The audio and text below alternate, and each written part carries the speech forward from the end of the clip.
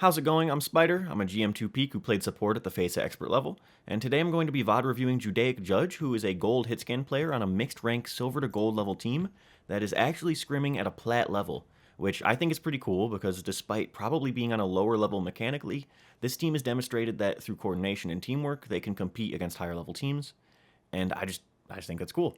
But yeah, let's take a look at this game and see if I can help you out a little bit. Okay, so let's look at how you approach this first fight. Okay, immediately with this information, we see Life Weaver. And especially at this point, we see that there's a Widowmaker, right? We could see that there's a shot whizzing past our head. We could see her in front of us. If we look at this from Widowmaker's perspective, we already almost died. Maybe this was a little too slow.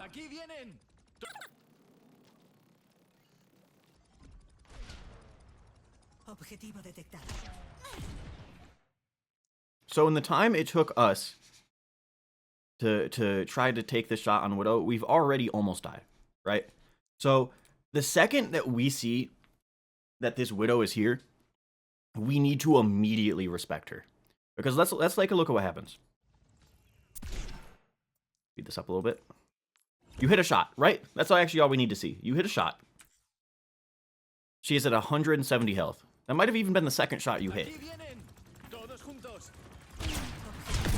Yes, you've hit 2 shots, and she's at 170 health. So just think about the risk versus reward of you peeking this Widowmaker right now. You would have to hit so many shots on this Widowmaker for you to get a kill. She's already shot at you, I believe, twice, and the only reason you're alive is because she misses. It is the only reason. The second we see this Widowmaker, we need to completely reevaluate how we're going to peek this angle, because trying to fight Widow at this range is a death sentence. Now is when we can be peeking the Widow. When our diva is going in and applying pressure, now is when we can peek. Otherwise, you need to be hugging this right wall. You need to be trying to close space, because right now you're playing out of your damage fall off range. You could have been peeking the Widow from here. There are rotations that you could have been making while you waited for your diva to set up that you weren't making because you preferred to fight the Widow on her terms. We could be rotating right now. Luckily, she doesn't hit any shots.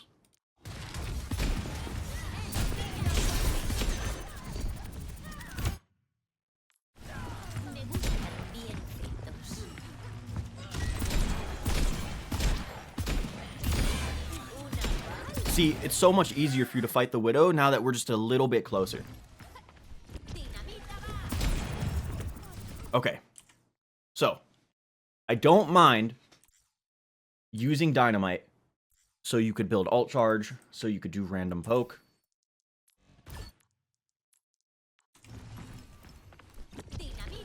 We can assume that there's some people around that corner. Maybe build some ult charge early. But if we're going to do that, we need to consider the start of the fight. Your diva's low right now, so this fight can't start immediately. You have a little bit of time. Let's actually look at what your cooldown is at when this fight starts. Your diva is going in. You're repositioning right now, but your diva's going in. And we don't have Dynamite for the actual engage. We're so close to having it. So here's the thing. Because we're in a team environment here, right? If you're going to use your Dynamite here, and you're so close to having it back before your diva goes in, tell your diva, hold off for a second. I almost have Dynamite. Dynamite is just as good of an engagement tool as Ana's nade is. So, I'm not saying you have to hold your Dynamite here, but I'm saying you have to make a choice. Either I'm going to throw my Dynamite for this extra ult charge, or I'm going to save my Dynamite for the engage. You're not going to get as much value using it for the ult charge right now as you would for the engage. The only reason I'm cutting you slack is because it's so close to being off cooldown in time And if you can throw a cooldown and have it back off cooldown by the time it's important, then go ahead, throw the cooldown. But in this situation, it was just a little bit too close to the start of the fight. And if you do end up in this situation, you could just tell D.Va, hold off for a second. I'm about to have my nade. But honestly, it might have just been the better play to not throw it for the ult charge. So you would have it when it's time for your D.Va to go in no matter what. Okay. This position is really strong. It's really defensive, right? There's absolutely no risk of you being here. And I like this position depending on what the enemy team comp is, right? If they have a Genji or an Echo or someone who's very threatening to you, this is great. No one's going to attack you here. But let's take a look at their team comp. The only person who can maybe threaten you on their team is Reaper. So I would argue that you could be taking a much more aggressive position, and you could be standing up here and trying to poke out their backline. Especially because you have a D.Va. Because I get a little concerned. Let's take a look at how they played this, right? It's kind of my opinion that their Zarya feeds a little bit. They're a little bit too eager to contest the point when they really don't need to. They have 3 ticks that they could give. Well, 2 ticks that they could give. 2.5. This Zarya, if she played this a little bit better, could hug this wall, rely on her supports, and completely avoid peeking everyone but your Echo, and at times, your D.Va. If the enemy Zarya played this a lot safer, I think she could have sustained for a lot longer. And because we're into a Zarya D.Va matchup, I think it's very possible that she could have just burned your D.Va over time. By being up here, we're providing a much bigger threat, while over here, we are relying on the Zarya to peek us. And if the Zarya plays this better and she gives a few ticks, I think she can get the value of killing your D.Va without really ever having to peek you and be threatened by you. So given that they don't have anything that can threaten you, I think there's a lot more value playing the more aggressive position. And say Reaper teleports up to you, then we just use our coach gun and we back up here. And that's really all it is. If they do have threatening characters, then this position is good because you are contesting this high ground from back here, right? Their DPS are not going to be able to swing this high ground and just free fire on your team. And obviously you could see point. But if there's no threat, there's no reason not to take the more aggressive angle.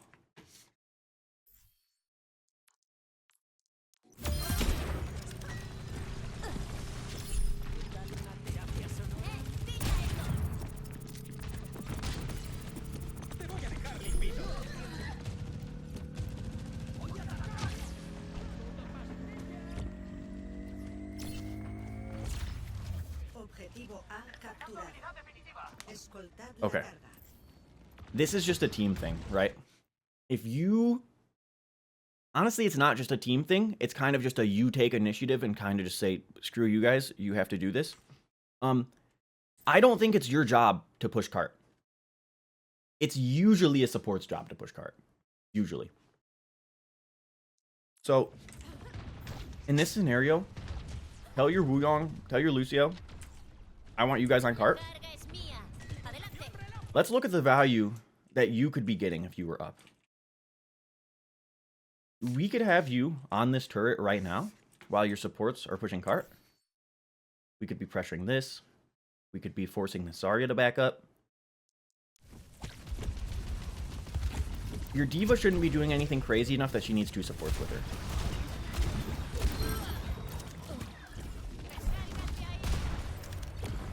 Okay. Super aggressive bomb.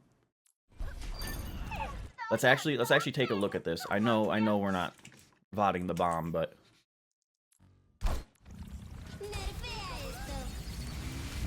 if Lifeweaver doesn't jump off of his pedal, and if Wuyong walks into this room on the right, this bomb gets 0 kills. Okay.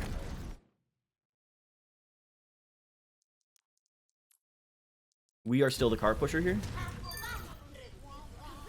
It's just not ideal.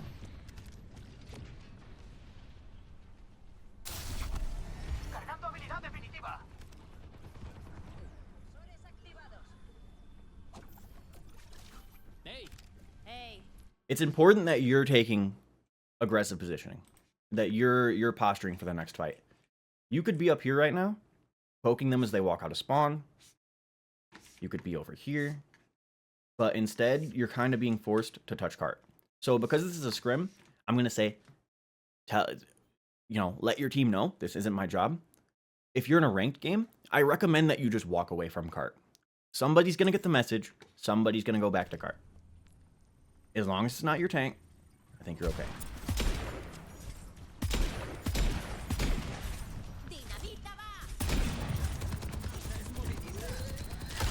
Okay, now, we're finally in the position that we kind of wanted to be in since the start.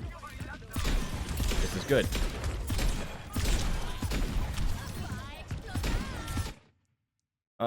I was gonna say maybe you should shoot the dynamite, but I think the Life Weaver is very wide, very killable.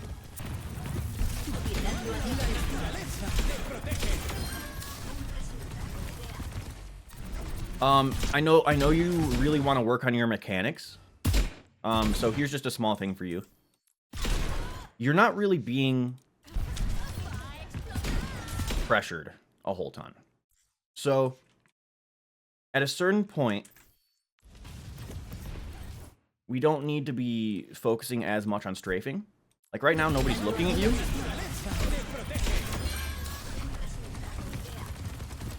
So your strafing is actually just making it harder for you to aim if nobody's paying attention.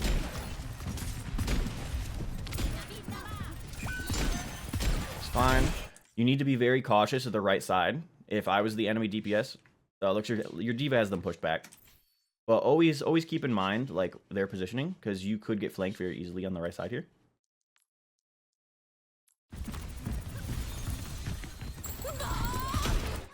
I do not understand why you dropped off this high ground. I think it's a good bob. It kind of shoots everybody. It forces them off of point. They have to respond to this bob. There's no ignoring this bob. It's a good bob. But why do we drop off of high ground? You could have very easily put the bob here without dropping off of high ground.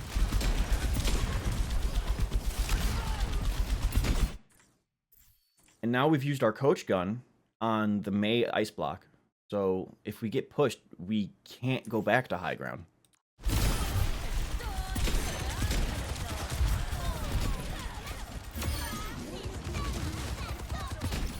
Yeah, you put yourself in a super vulnerable position for no reason. No está mal.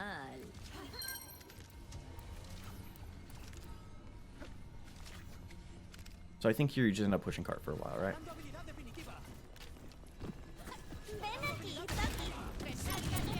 Yeah, that's fine. Get the ult charge. Clear the angle. Perfect. Just stay there. Why not? Did your team call to back out, maybe? Down echo heard. We have Woo. We have Woo.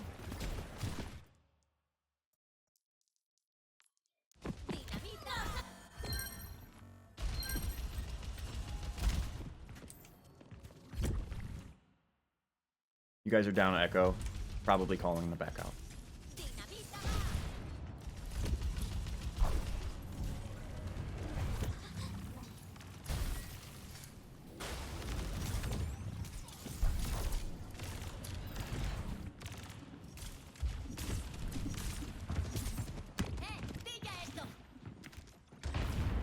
It was an alright play to go for. It's just a mechanical failure.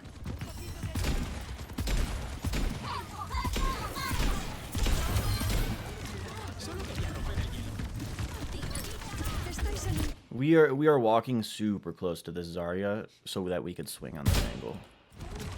If I was the Zarya right now, I would be probably focusing you. It looks like she's trying to beam down D.Va. But like, is there a reason for you to be this close?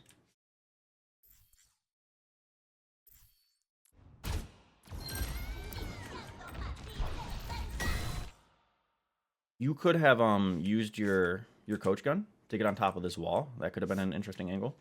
I think you want to get into this room and you want to swing out here. It's going to provide very similar pressure to what you were going for by swinging here. It's just going to keep us a little bit farther from the area.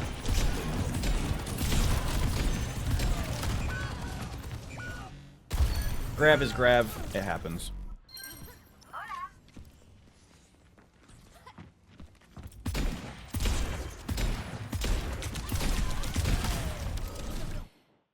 Okay, right now we are just swinging multiple people at once, completely alone. So if we just look at this from the enemy perspective,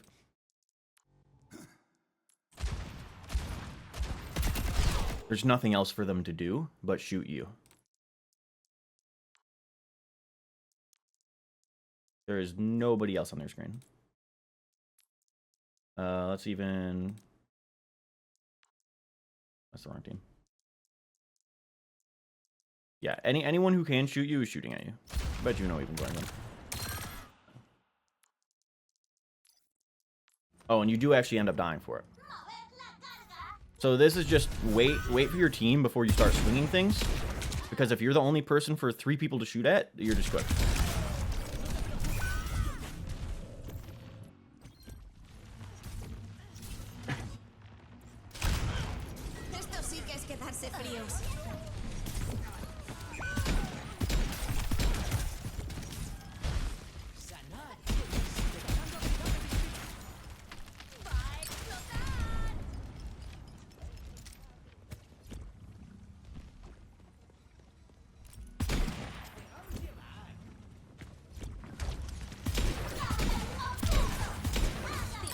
Here with Bob.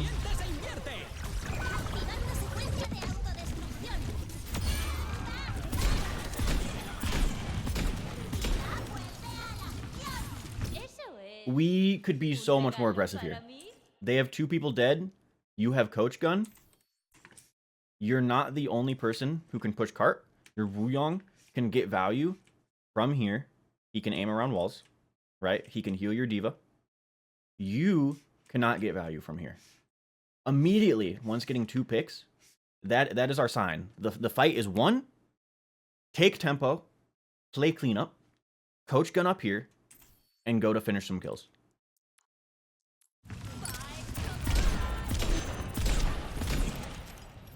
See, we only allowed ourselves to see the Zarya, and because she's Zarya, she's just able to get away. And maybe Zarya wouldn't have even got away if we were able to swing just a little bit wider. This is another thing where it's like cart is not your responsibility. It's just not your responsibility. By you thinking that it is your responsibility and that you have to push cart, you're cutting yourself off from like actual opportunities. Okay, now we're at the angle we should be at.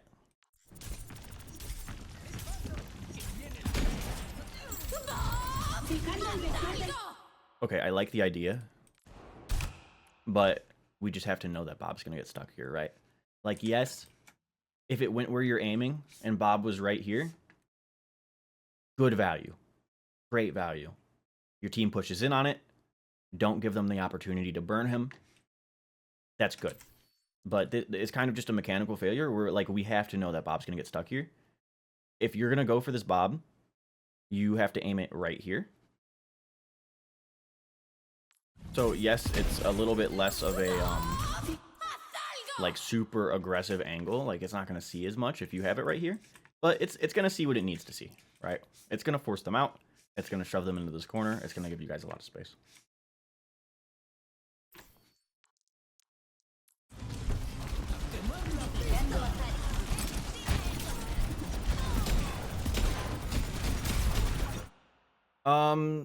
Right now I don't really think you have to be on cart.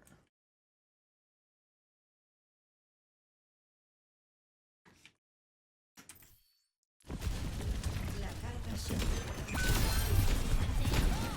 Also, what did we dynamite this time?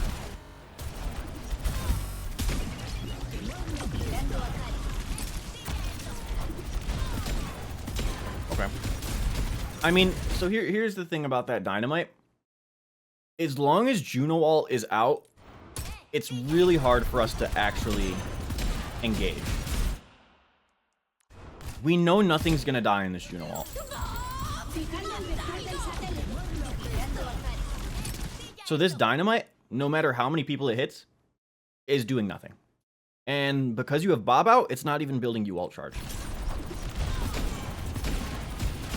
So say now we have dynamite, now that this Juno ult's gone, and we're able to throw it right here, and that's 4 people. They are still on fire from the dynamite, so I guess it didn't do nothing. But how much more could it have done if we waited till the Juno ult was gone? Juno ult especially, any support ult, is kind of just something you have to respect a little bit and wait out before you're going to make your big play.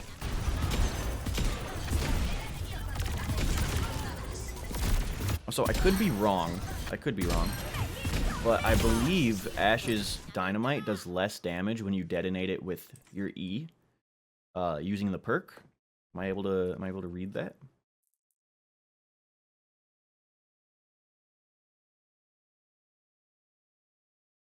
Maybe it doesn't.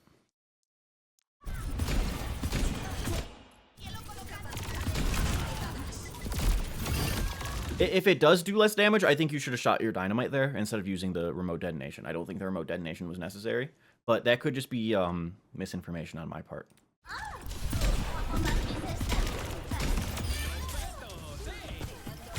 One more thing. Right, because I said I didn't really want you on cart, but I wasn't able to provide a much better alternative, because this is a really weird spot where, like, if you come all the way back here, then you're kind of giving yourself some fall off damage nerfs. You're not able to swing in here as much.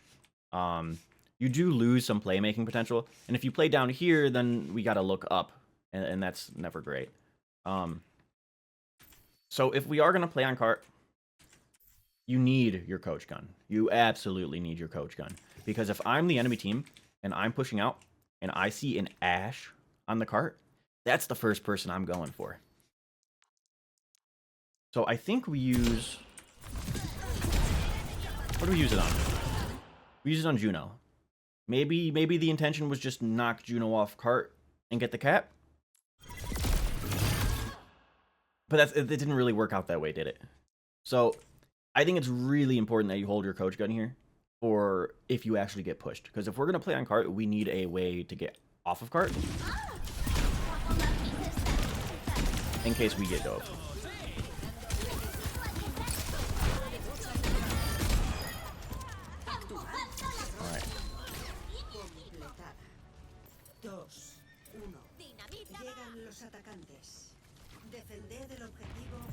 Alright. This positioning is alright.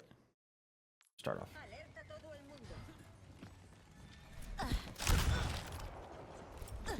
I'm assuming that was just an accident. But at this point, like, we really don't know what they have yet. So, like, you don't even get to see their tank yet, do you? Yeah, so I'm assuming this was just an accident, but I kind of want to stress that, like, wasting coach gun here is a big deal. Because say that this wasn't a Ram, say it was a Winston, and right now you just coach gun back up, and he's jumping in your face. And now you have nothing to knock him off the high ground and protect yourself. Okay, at this point, Widowmaker. At this point, Widowmaker. We see the problem, right? Just like first point on attack, the only reason you're alive is because she missed. The very moment we see this Widowmaker, just like I said in first point, it completely changes how we have to play this.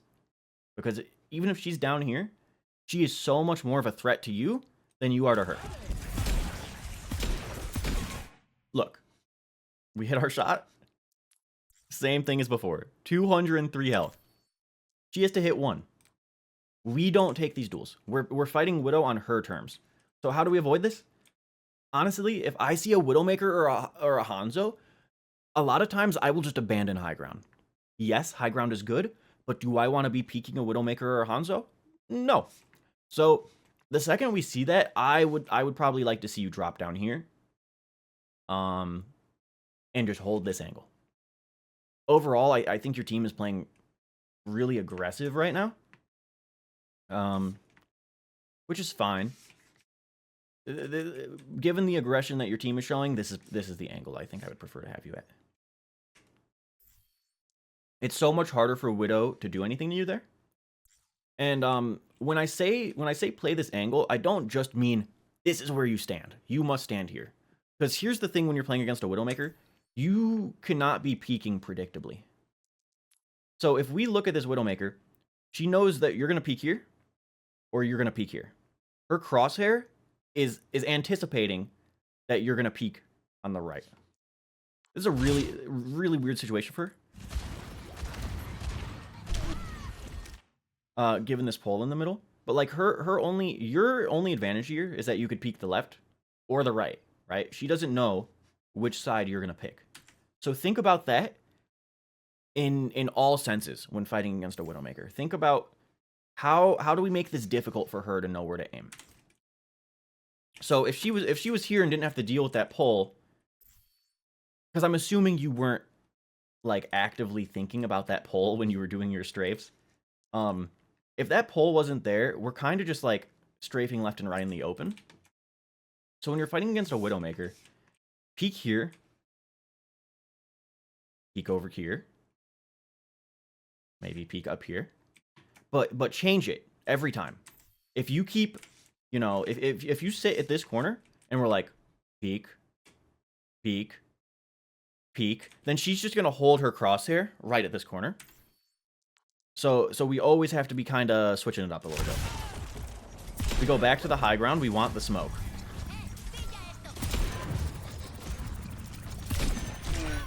Yeah, see? Even though you were mechanically a better player and you hit multiple shots on this Widowmaker, including a headshot, all it takes is one from her. It's just not worth the risk reward.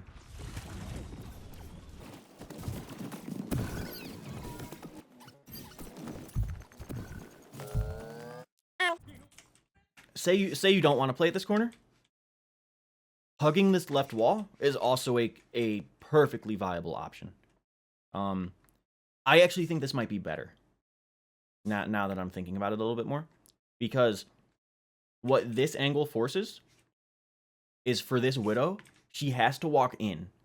If she's going to do anything to you, she has to walk into your range.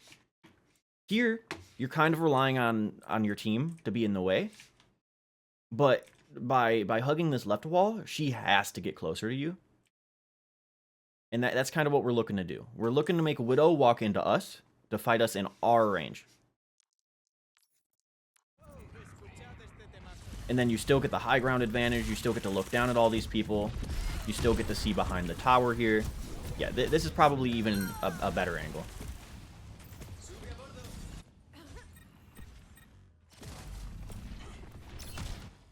Okay, so let's talk about this.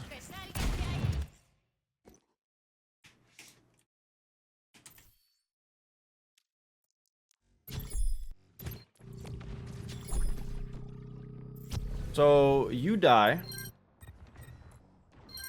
and your diva dies. At this point, your team is making a decision, right? This is a really good decision. We're backing out.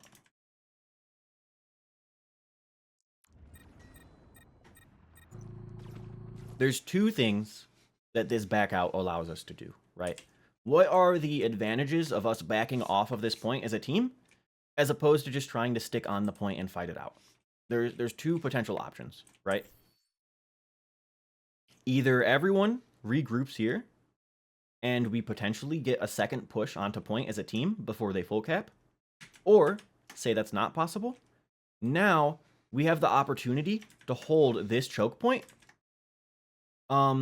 Where if we all died, Hart would probably be out here by the time your team gets back, right? So by backing out, we are allowing ourselves to take a fight while Cart is right here, and while this is still a super oppressive choke point. So we backed out to gain those advantages.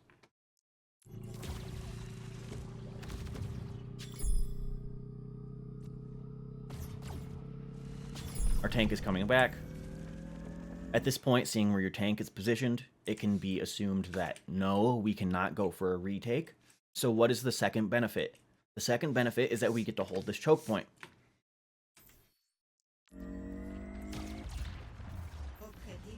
I like that you are on this angle over here while determining, hey, are we going to be able to retouch this? Because if you can retouch this, then being over here is really, really powerful. So I like that you're playing in this room while that question is still kind of up in the air.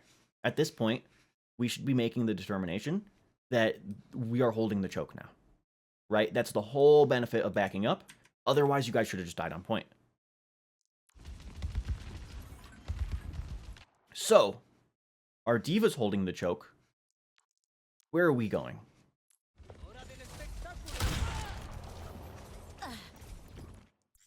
So, you guys as a team, based on where everyone else is positioned, you might be thinking Diva's a feeder right now. Whoa. But in my opinion, Diva is the only person on this team who is actually taking advantage of the opportunity that you guys gave yourself by trying to hold this choke. I think the reason your Diva's dead is because the rest of your team never showed up.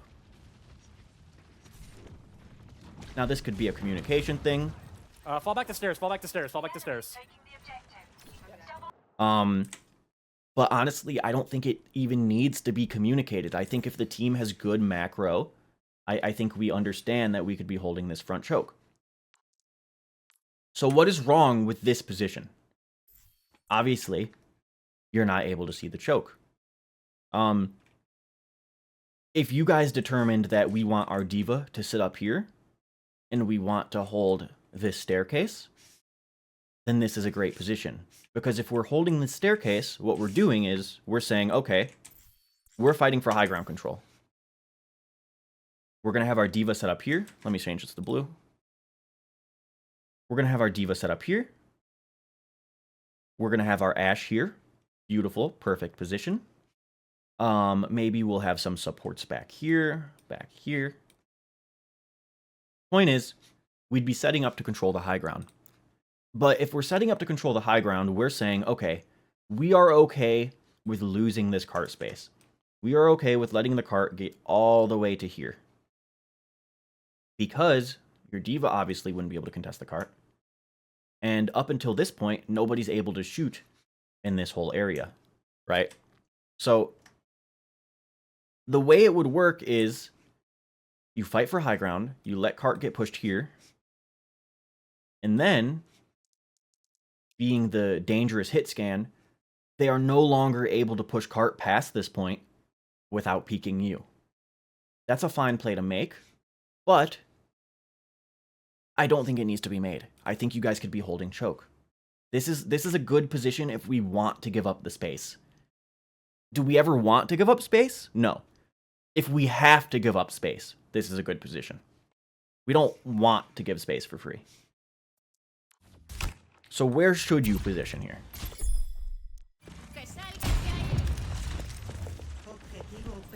If we're looking to hold choke, you should probably be up here. If we're looking to hold choke, there's two angles that need to be held, right?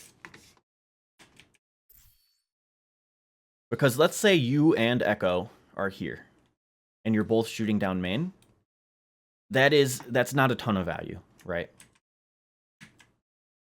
You guys are putting pressure here. They're just going to hide back here. So we need to be looking down main, and we need to be looking through here. Now is when it's like your knowledge of other heroes and what they want comes into play. Because if your Echo plays up here, she's kind of putting herself in a vulnerable position. And if you play Echo, you would know that the easiest way to hit your stickies is in small corridors, right? So say your Echo is playing right here, and they push your Echo can back up here, and as they turn the corner, it's just a free, super easy sticky. So I would be thinking, what does my other DPS want to do? If my other DPS wants to play in this room, then you want to play up here. But let's say that instead of an Echo, you have a Widowmaker. Well, your Widowmaker doesn't want to play in here, right? They're going to get rolled. Your Widowmaker is going to want to play up here. So if you have a Widowmaker, then it's your job to now take this angle. Either way, both of these angles need to be controlled if we want to like efficiently control and put pressure on this space. So think about where you want to hold and what angles need to be taken to hold that position. In this instance, it's these two angles, and you guys want to hold the choke. And because you have an Echo, the turret is your spot.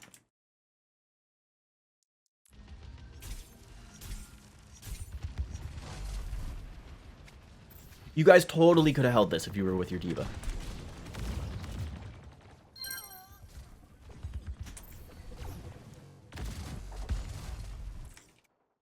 Imagine right now, you're up here.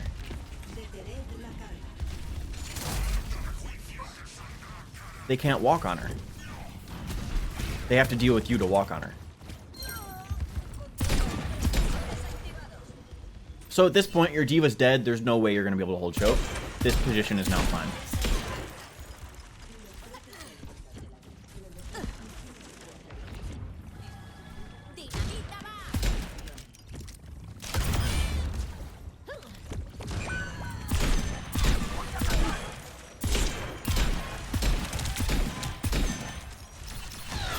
Okay. Now what's the problem?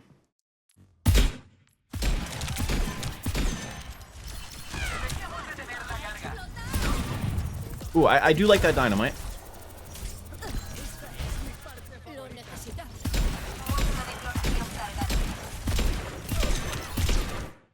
So there's a trade-off here, right? And you kind of have to make a decision, and it can be a difficult one. By playing over here, we had to worry about that Widow peeking us, right? So you position over here to try to avoid the Widow, but there's something that this position over here gives us that this position is not going to give us. And I think you can kind of already kind of see what the problem is going to be, because if we look at your point of view, it's like purely an information thing. You likely don't see that Widow's there.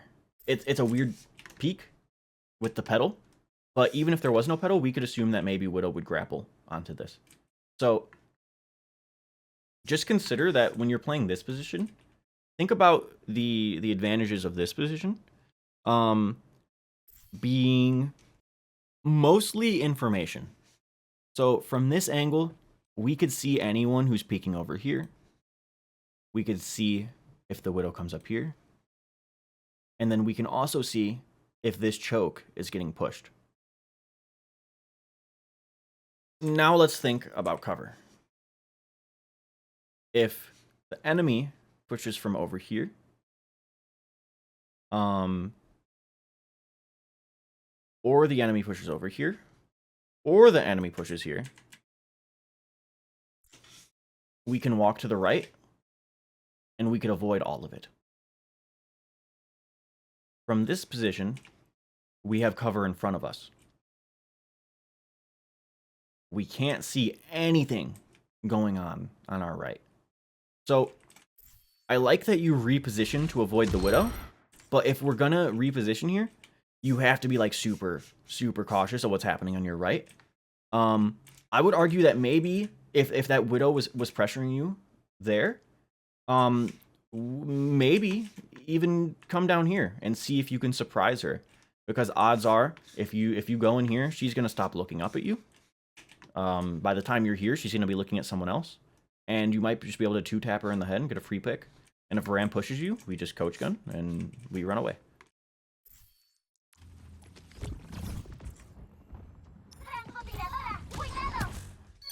Estoy a punto de cabrearme.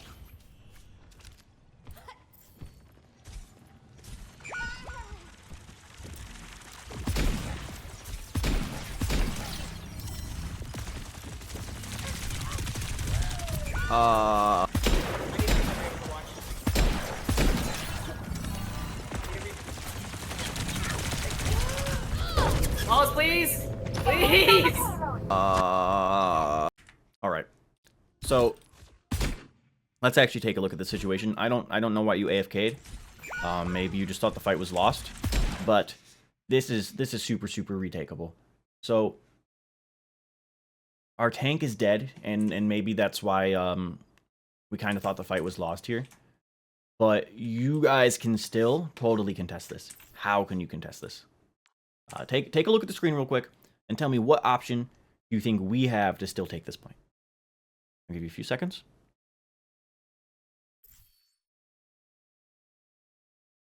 Right here.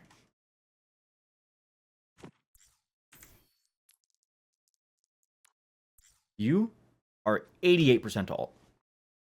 That is like one fat dynamite and a few shots away from having Bob. With no tank, the only way that we're reliably contesting point is with Bob. So right now, your priority becomes, I need to farm Bob so we can still touch this point. And ideally, you could throw Bob somewhere like here, where it's going to be able to contest point and swing a wide angle. Aside from just farming Bob, how should we be rotating right now? We know they have a Widow, which obviously outranges you. We know they have a Mei, who has no damage fall off. I can't even see what's in there because of all the blobs and blurs. But I'm willing to bet... Oh, neither DPS or main. Either way, see how wide this is? You see how vulnerable we are in this position from where the Mei is, from main. I don't know where the Widow's about to be.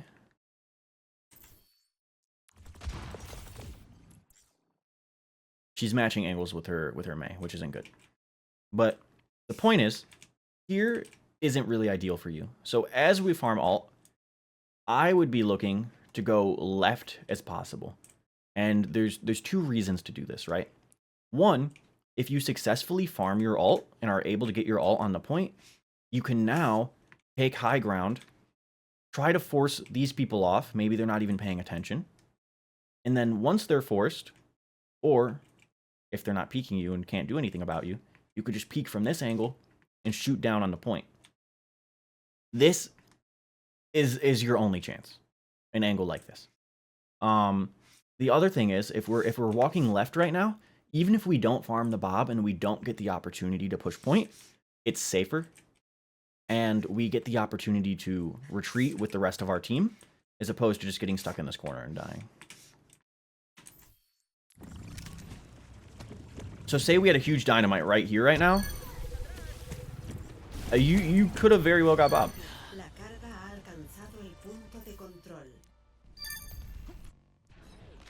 Okay, we're on Freya. Todos tenemos un precio. ¡Tienen un francotirador!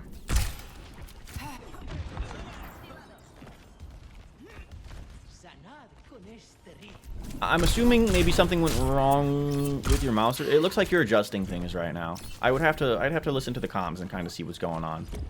Maybe that's why you went AFK. What's the problem? It's the same thing that we've been going over multiple times this entire game. We are once again fighting this Widowmaker on her terms.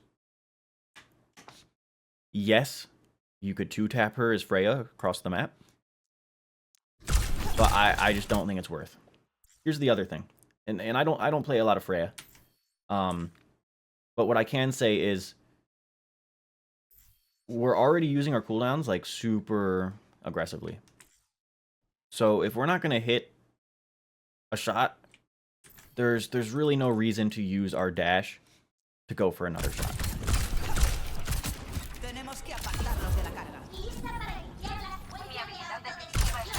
Get your cooldowns back super fast, so you're good again. But again, her terms. You almost got her there.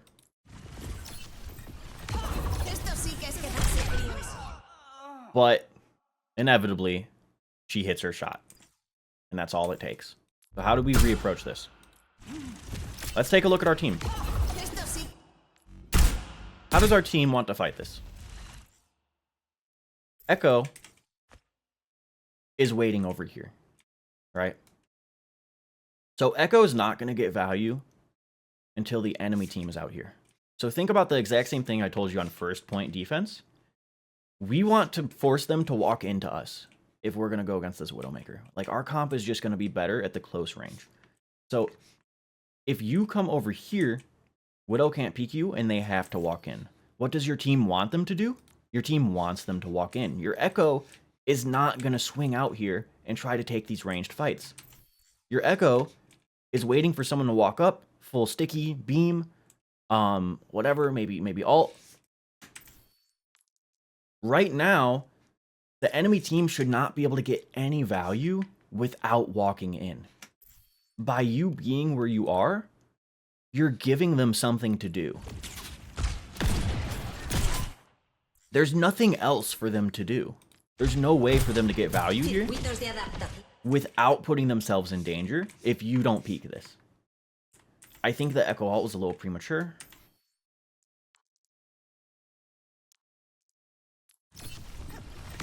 Esto sí que es quedarse fríos. But again, we want them to walk in, and we want to collapse on them. If we force them to walk in, they cannot get value without putting themselves in danger. Huge diva bomb.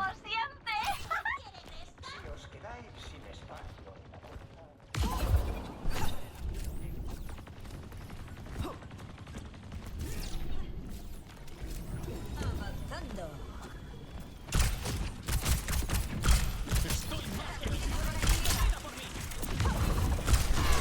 See, now we're pinging Widow, and you're looking to fight the Widow, but we don't need to fight the Widow.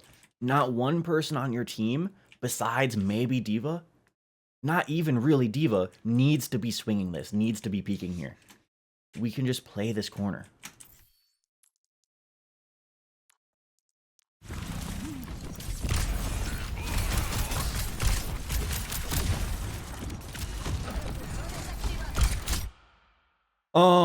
Because your Echo is playing main, I think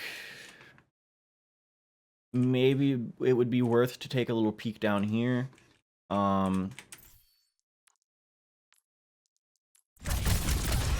to consider. Again, super wide angles.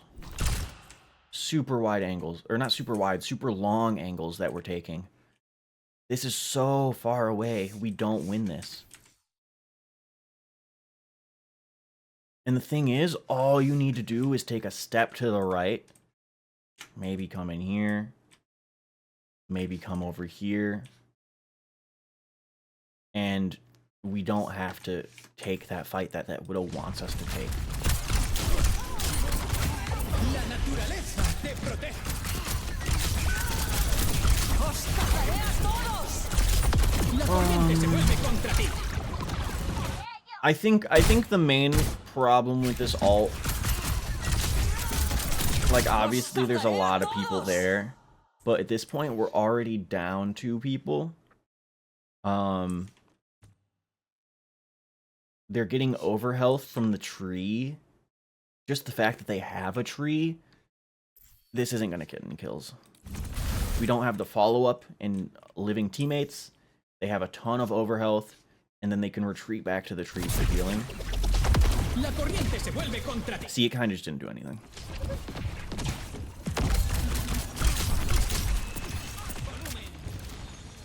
Okay, we're looking to take an angle. Oh, you're... okay. I'm going to tell you this because you're in a team setting. Baby Diva needs to die. She should have been respawning 10 years ago. Okay. What is the problem here?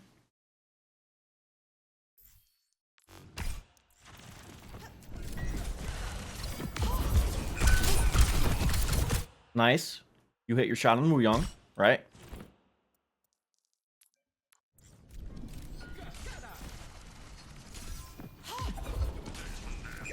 We hit our shot on Wuyong. We go for a dash. Fine. Go for the dash, get the reset, get the second shot, maybe get a pick. This is good.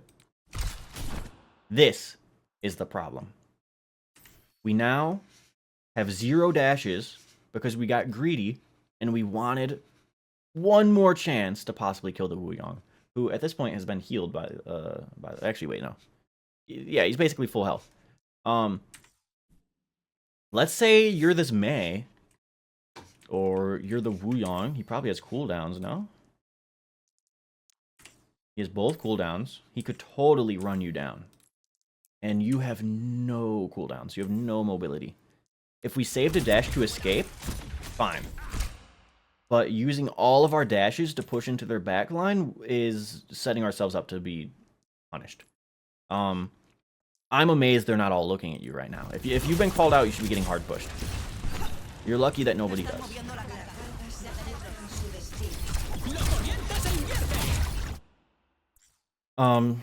Now let's just look at the value out of this, right? If you hit a squishy, dash, hit a squishy, you get a kill, right? What does putting your dashes into this full Ramatra do? Let's assume that you hit both of these shots. What does this realistically do?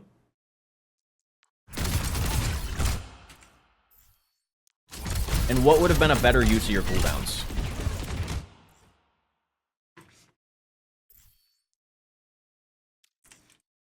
Beautiful, beautiful angle, right? They are all over here. Widow's just off screen. By swinging here, all of these people become free picks. Based on their body language, we could see that they're all facing this way. You have Peeker's advantage, element of surprise. You could totally swing, shoot either Widowmaker or Lifeweaver is probably the best bet. Lifeweaver's fat, Widowmaker standing still. You could totally shoot them twice right now, get a free pick, and take huge control over this fight, and give huge value to your team. So what happens? Uh-oh.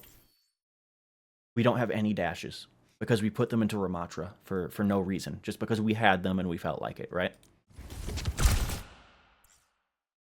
Say you have them right now, you hit that Widow, dash to the right, hit the Widow again. And then after you've revealed yourself, you get your cooldown back, and we use it immediately. No one's pressuring us yet. Let's say we have dash right now. Oh, and then we used our updraft as soon as we got it. But we could see that we're being pushed by a Mei. So there's multiple issues here, because one, if you're being pushed by the Mei, you need to get over here. And by using your updraft, you're making it harder for yourself to get to safety, right? Because now there's a wall here. You can't keep rotating. And because we have no dashes, this updraft doesn't open up any opportunity to you. You could hit maybe one of these people one time, but you have no dashes. So how are you actually going to secure the kill? If you had the dash, that you used over here, we could have used it to dash away from this Mei, and we could be super far from her by now. We could have had 2 dashes away from her by now. We're super focused on this Widow. I don't need your eye tracker to know that you're thinking about shooting this Widow and that you want to take that. But at this point, we can't. We have to just kite her. Which is what we're doing. Again, though, why the Ramatra? Lifeweaver's super in the open. Our dashes should be going in the Lifeweaver. If you want to spam Ramatra with your primary fire, that's fine. Poke him out. But we shouldn't waste our cooldowns that could, like, basically one-shot squishies on a tank.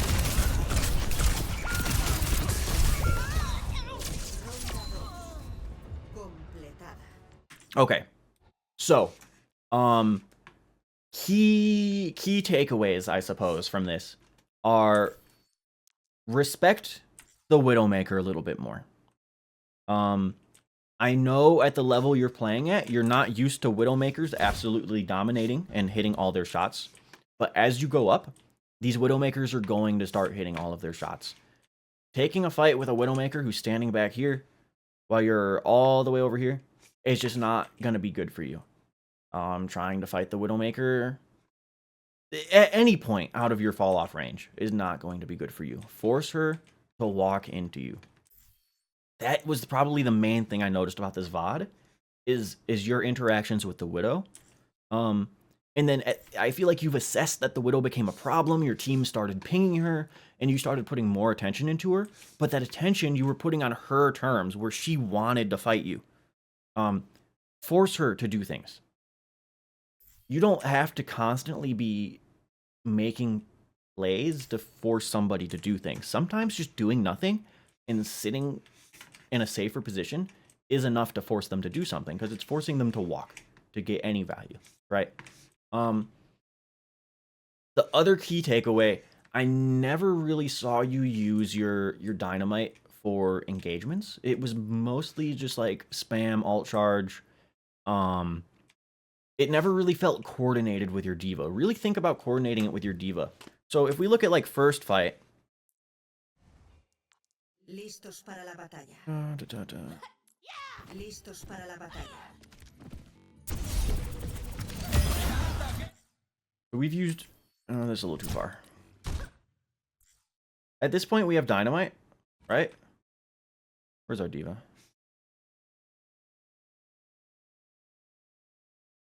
Where's our diva?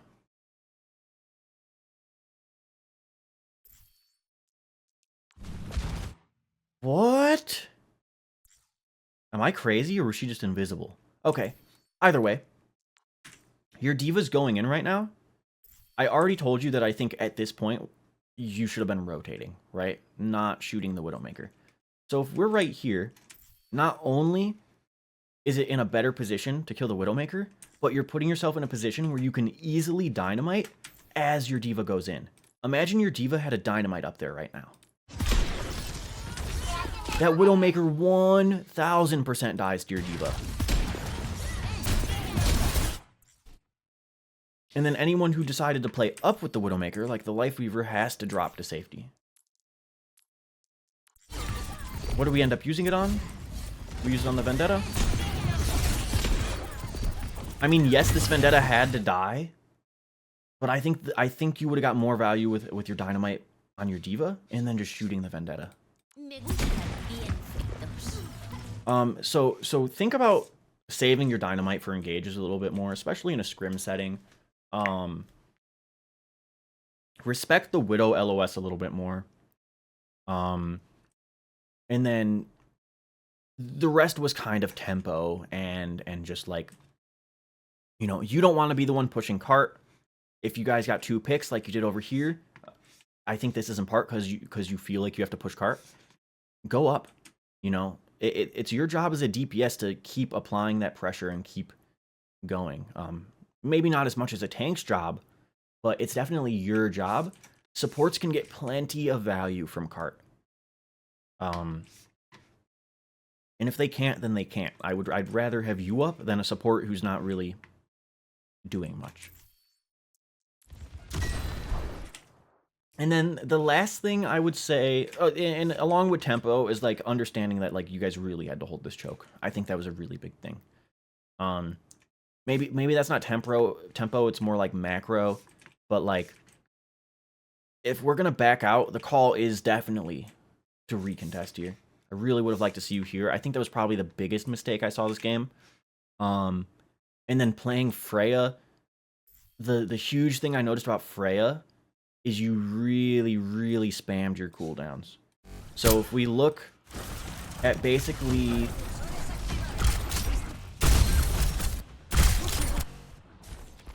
Basically from this point on, I don't think you ever have a cooldown for more than a second. We go on the full speed. You got your cooldown, use it. Got your cooldown, use it. Got your cooldown, use it. Use it. You see what I'm saying? You never have it when you need it, because the second that this gets up to 1, you're using it every single time. So on Freya, I really want you to think about your cooldown management. And on Ashe, I really want you to think about how you take Widow duels. That's not even just Ashe, that's just in general. Think about how you take Widow duels. What does the Widow want? And, you know, just taking tempo, taking space actively. Heart is not your job, I think are the main takeaways from this. So yeah, hopefully that was helpful to you. And yeah.